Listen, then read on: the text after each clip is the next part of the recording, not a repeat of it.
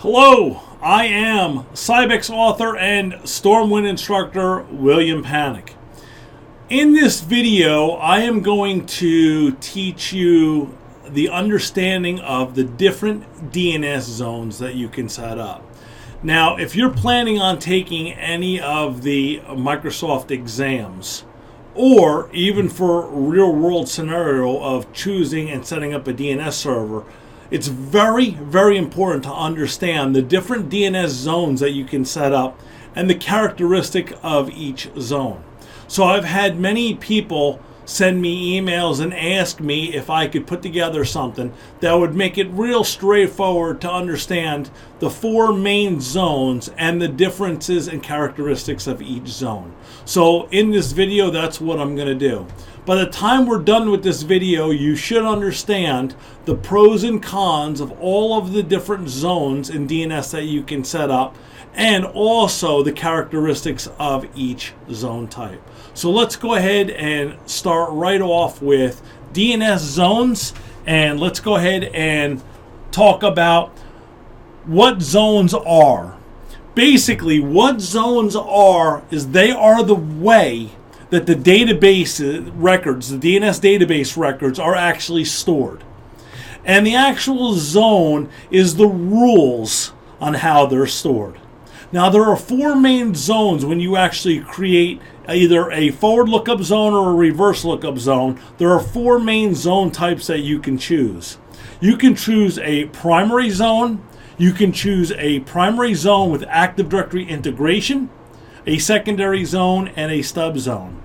Now, a primary zone with Active Directory integration is very rarely ever referred to as a primary zone with Active Directory integration.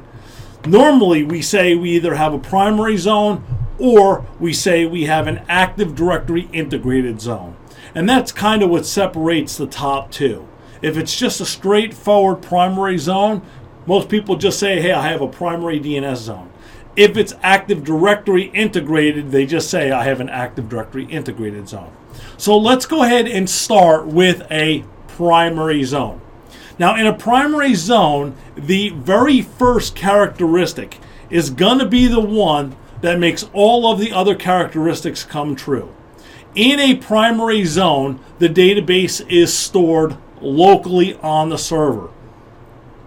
Now, what exactly does that mean? It means that the DNS database is stored as a file right on the server's hard drive. Now, this has an advantage and it has disadvantages. But on a primary zone, it is stored just as a file. Now, one of the true advantages to having a primary zone, and because a primary zone is stored locally on the hard drive, is that a primary zone can be on any server type.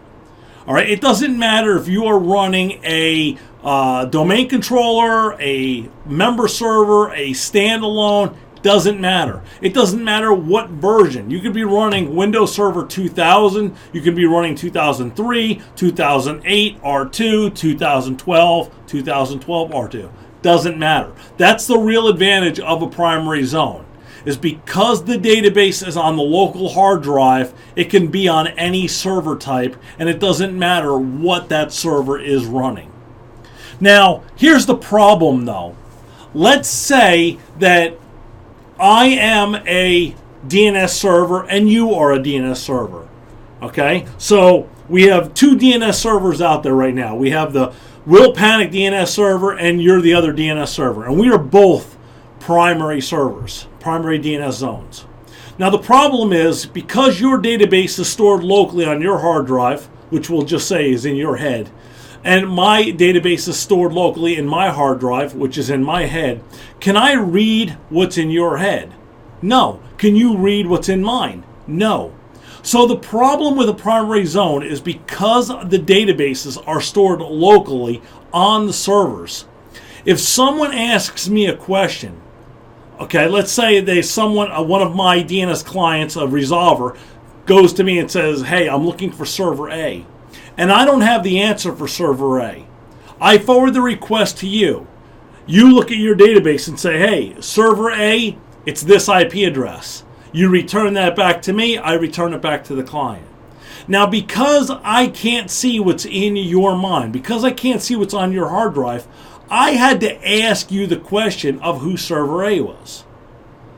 Now, if there was a way that we could see each other's database, I wouldn't have to ask that question. But because I can't see your database and you can't see my database, every time I need to get something resolved that I don't know about, I have to send out a request asking if anybody else knows that record. What does that do for us? That actually causes additional network traffic. Because since I couldn't see your database, I had to ask you the question. That caused me to send out network traffic to ask, hey, do you know who server A is? Now let's say it's 10 o'clock in the morning and you as a DNS server go down. Now, when I need to ask, hey, who's server A? You're not available. Your machine's not running. So another problem with hard drives holding on to their own DNS database zones is that if a server goes down, you have no fault tolerance. There are no other servers that can actually back that up because you stored your database locally on your own hard drive. Now finally, since the database is stored locally on your hard drive as a file, can a file be hacked? And the answer to that is yes, files can be hacked. Okay, Microsoft DNS primary zones use a file system for their database. Okay, they use what they call JET databases, Joint Engine Technology. Now these are just regular files that sit on a hard drive. And with the right tools, those files can be hacked into and changed and modified. Now, real quick, let's think about what DNS actually does for us. Think about it. DNS, every time a user tries to find any resource in your company, that user is going to ask DNS, hey, I need server A. I need server B. I need www.willpanic.com. I need www.microsoft.com. Every single time your machine tries to find a resource, it asks DNS. If I can hack into your DNS server and change your database, I can actually take your network down. I can redirect machines to places you don't want them to go. I can actually cause your system to just not function properly. Plus, you have the advantage in today's day and age of making DNS either dynamic or non-dynamic.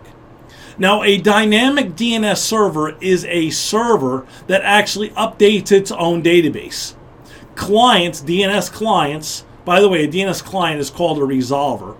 A DNS client will actually register with DNS and say, hey, I'm computer 3 and this is my actual IP address.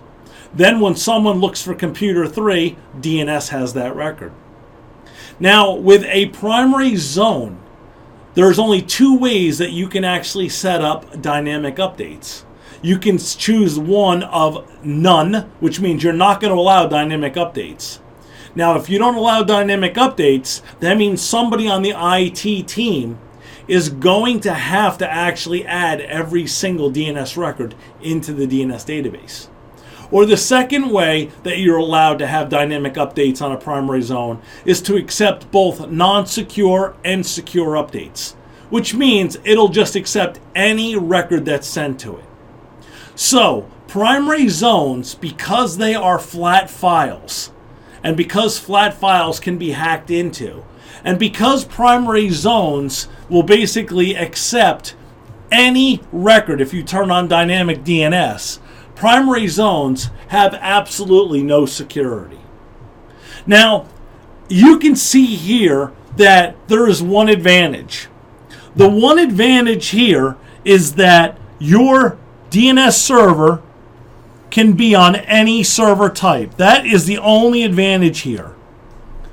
Because since the databases are stored locally, you can have this on any server type.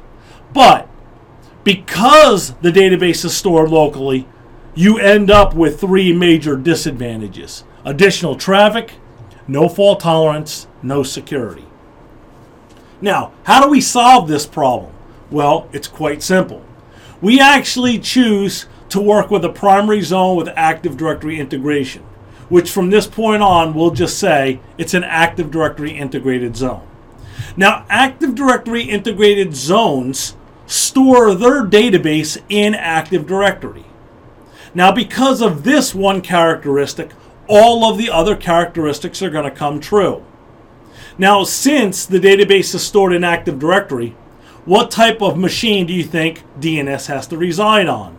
Well, DNS would then have to reside on a domain controller. Now, a lot of people have told me over the years that they don't like to put DNS on their domain controllers. Now, let's think about what a domain controller does. Okay, no matter what time you get in the morning, 6, 7, 8, 8:30, 9, it doesn't really matter. When your users come in the morning, they all do their Control-Alt-Delete, they all log into the domain. At that point, the domain controller is extremely busy. The domain controller is authenticating everybody onto the network. After everybody authenticates onto the network, what else does the domain controller do? Well, if people log off and log back on during the day, the domain controller will authenticate them. Plus, if you publish applications to Active Directory, you'll get some searches on Active Directory. Active Directory can work with other applications like Exchange or SQL, but pretty much domain controllers, besides logging people in and out of the domain, that's their main part of their day. It's it's a misconception. Domain controllers are actually, believe it or not, one of the more underutilized machines because people don't want to put other things on top of domain controllers. Now, obviously, there are certain things that you should never load on top of a domain controller, like Exchange. All right? And there's a lot of paperwork and stuff you can read out there on why you should never put Exchange on a domain controller. Even though Small Business Server has always done that, it's not a good practice. And another reason why Windows Server 2012 is not going to have a Small Business Server. Because you should never load Exchange, you should never load SQL on top of a domain controller. But loading DNS on top of a domain controller is a different animal. It is an actual okay thing to do. And if you do it, you are going to get a lot of advantages. Okay, so let's start talking about some of the advantages. Now, it doesn't matter how many domains you have in your forest, you still only have one copy of Active Directory. Okay, you only have one Active Directory per forest. So it doesn't matter if you have 5 trees and 15 domains in each tree. You still only have one Active Directory per forest. Since now let's go back to my example where I'm a DNS server and you're a DNS server. And now instead of storing my records locally, I'm putting all of my records in Active Directory. You're putting all of your records in Active Directory. Is it the same Active Directory? Yes. We're part of the same forest. It's the same Active Directory. Now, if someone asks me who Server A is, and Server A didn't report into me but reported into you, when I look in Active Directory and I look at all of the DNS records, not only will I see mine, I'll also see your DNS records. So Active Directory integrated zones, believe it or not, reduce network traffic. Why? Because now when I look in Active Directory, I can see everybody's records. Now, people have always said, well, if you make Active Directory larger by putting DNS in there, that's going to cause additional traffic. Well, here's the thing. Active Directory and changes are only going to replicate so much during the day. DNS is going to be asked thousands of times a day. Every time a resource tries to access another resource, DNS steps in and helps out. That can be thousands and thousands of times a day. Trust me, by having all the records in the same database, you are going to reduce a lot of network traffic. Now, let's say, for example, at 10 o'clock in the morning, one of the DNS servers goes down. Well, as long as all of your clients have set up as a primary and a secondary DNS server, as long as all the records are stored in Active Directory integration, you get full fault tolerance. Now again, you need at least 2 DNS servers for this to be true. But if you have 2 DNS servers and they're both Active Directory integrated, and your users point to one as a primary and the other as a secondary, you now have full fault tolerance with an Active Directory integrated zone. And finally, the database is stored in Active Directory. Is Active Directory secure? Absolutely. Also, earlier, one of the things I said is that you on DNS have the ability to set up either dynamic or non-dynamic DNS. Now, in a primary zone, you had only 2 options. Either it's none, you set up the database yourself, or 2, you accept non-secure and secure updates. With a primary Active Directory integrated zone, you have a third option now. And that third option is secure only.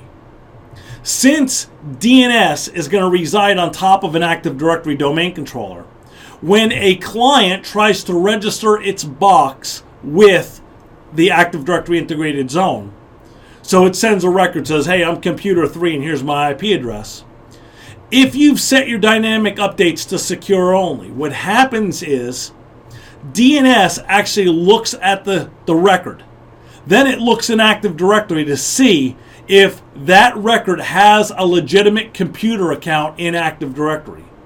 If it does, it accepts the record and puts it into the database. If it doesn't, it just discards the record. So because we now have the Active Directory security, and also because DNS can work with Active Directory to make sure that every machine registering has a computer account, which is secure only dynamic updates, Active Directory integrated zones give you full security. Now, there are 2 other zones we're going to talk about specifically for the exam. One of them is going to be a secondary zone and a stub zone, and we're going to talk about those 2 next. But before we get to those, I just wanted to leave this slide up here for a second, and just so that everybody can take a look at how important this is. Think about this. Primary zones with Active Directory integration. There's one downside. You have to put DNS on the domain controller. And in today's day and age, that's not even a downside. But look at all of the advantages.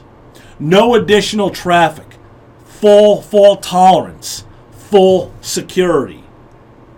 Right here should tell you why you should always choose an Active Directory integrated zone. Now let's talk about secondary zones. Secondary zones are actual zones that are not editable. All right? The secondary zone actually has to get its database from a primary zone. And you cannot edit the DNS database on a secondary zone. All edits have to be done on the primary. Now, a secondary zone gets an entire copy of the DNS database. Most of the time, secondary zones are used for load balancing. Now, some people use secondary zones for remote locations or maybe even inside of a DMZ. All right? But the primary purpose is normally for load balancing, because you don't want a primary DNS server getting nailed thousands of times if you only have a single server. So a lot of people will implement a secondary zone to help balance that load. But again, I've also seen it for being placed for inside a DMZ, so this way people going in and out of the network can actually use a secondary zone to help, find different locations. Now, one thing, when you create a secondary zone, you have to create a delegation record. Now, that delegation record goes on the secondary zone. This is a little confusing to people. People always believe, let's say, for example, that I have 2 DNS servers. So this is a primary DNS server, and this is a secondary DNS server. People kind of assume that the primary would delegate its database down to the secondary, but that's not the way it works. You create the delegation record on the secondary.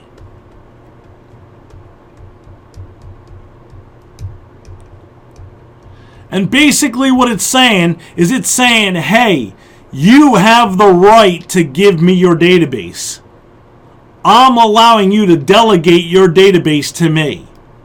So the delegation record gets put on the secondary DNS server. Now the reason I said S server is because the fourth server type, a stub zone, also has a delegation record. And again, the stub zone also gets the delegation record on the stub zone. So whenever you're thinking about primaries and secondaries and stub zones, the delegation record always goes on the one with the S, the secondary or the stub zone. So delegation records get created on a secondary zone. Now a stub zone works a lot like a secondary zone, but there is a pretty big difference on why you use a stub zone over a secondary. First off, stub zones, the databases again are stored locally and they're not editable. They have to get their database from a primary. The only difference is they don't get an entire copy of the database. They get only 3 record types sent down. Now the reason most people set up stub zones is because you're trying to set up a conditional forwarding zone. And again, the delegation record goes on the stub zone. Now 2 things let's talk about real quick here. First off, let's talk about the difference between regular forwarding and conditional forwarding. Regular forwarding, basically, when you set up forwarding on a DNS box and it's straight forwarding, it basically means if someone asks me a question and I don't know the answer, I send it to a specific box, another DNS server, no matter what the question. Whatever you ask, I don't know it, I send it there. Whatever you ask, I don't know it, I send it there. Every time. Conditional forwarding means that I'll forward it to different DNS servers based on a condition. The condition is always the name that's being asked. So for example, let's say I owned willpanic.com.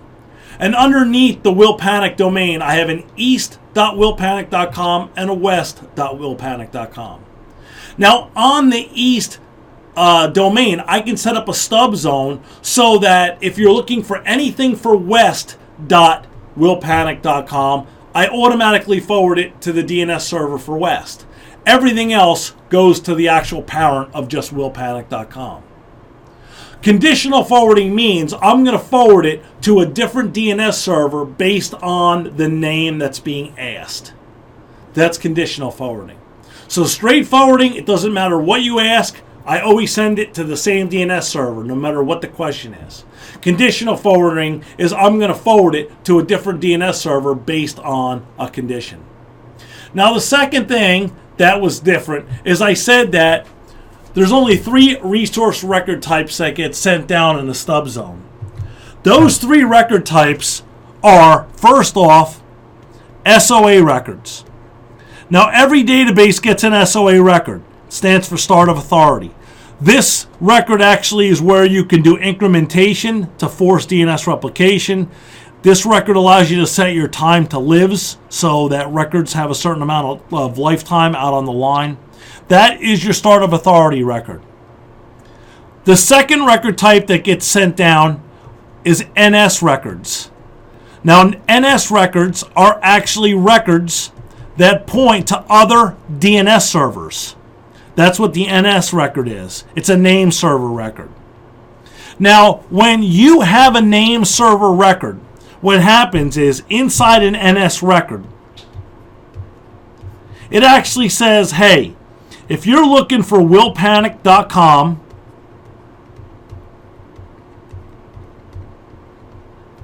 send all requests to server A.willpanic.com.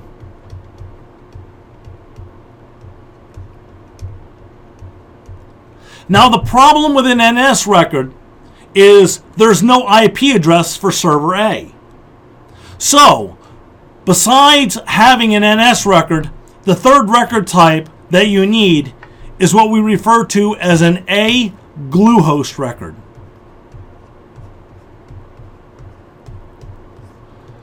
Now, the A record would actually say in it, server A dot willpanic.com is at this IP address.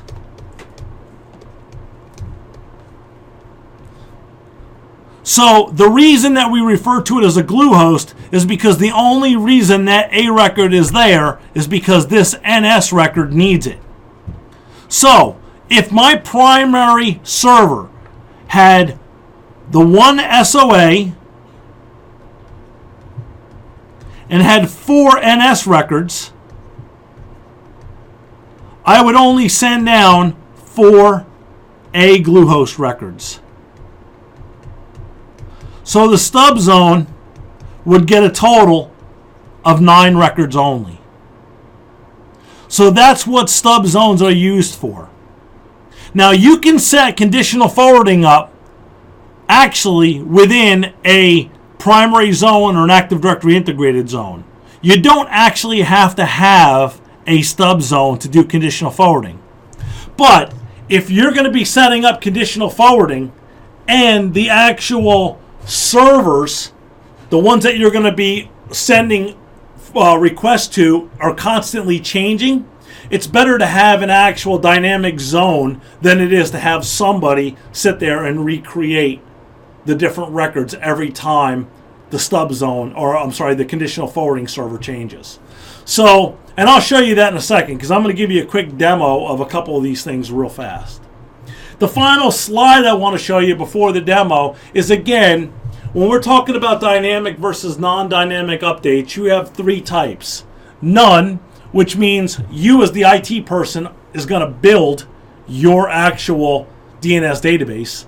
Non-secure and secure, which basically just means not secure because you're going to accept everybody. And secure only. And the only way you get secure only is if you're using Active Directory integrated. Let's go ahead and take a look at a live Windows Server 2012 R2 system. Now on this system I have a DNS server already installed. So what I'm going to do is we're just going to open it up. I've deleted all the zones because I'm going to show you how to create the zones. So we're going to start with a forward lookup zone. We're going to right click and we're going to say new zone. Now your forward lookup zone is, a forward lookup is, hey, I have a name, I need an IP address. So basically, I'm looking for www.willpanic.com. And it's going to return back an IP address. That's called a forward lookup zone. A reverse lookup zone is I have the IP address, but I need the name. So we're going to start by creating a forward lookup zone. So the wizard appears when I say new zone. And what I'm going to do is I'm going to make this just a primary zone. I'm not going to have Active Directory yet. Here's where you choose primary, secondary, or stub zone. When I say next, it's then going to ask me what's the zone name going to be. So at this point, I'm going to go ahead and I'm going to say it's willpanic.com. And I'm going to say next. Then it's going to ask me, do I already have a DNS file for willpanic.com or am I going to create a new one? So we're going to create a brand new one. Now it's going to ask me what type of updates do I want. The option here is none, do not allow, or allow both non-secure and secure. Because I chose a regular straight primary, I don't have the third option of secure only.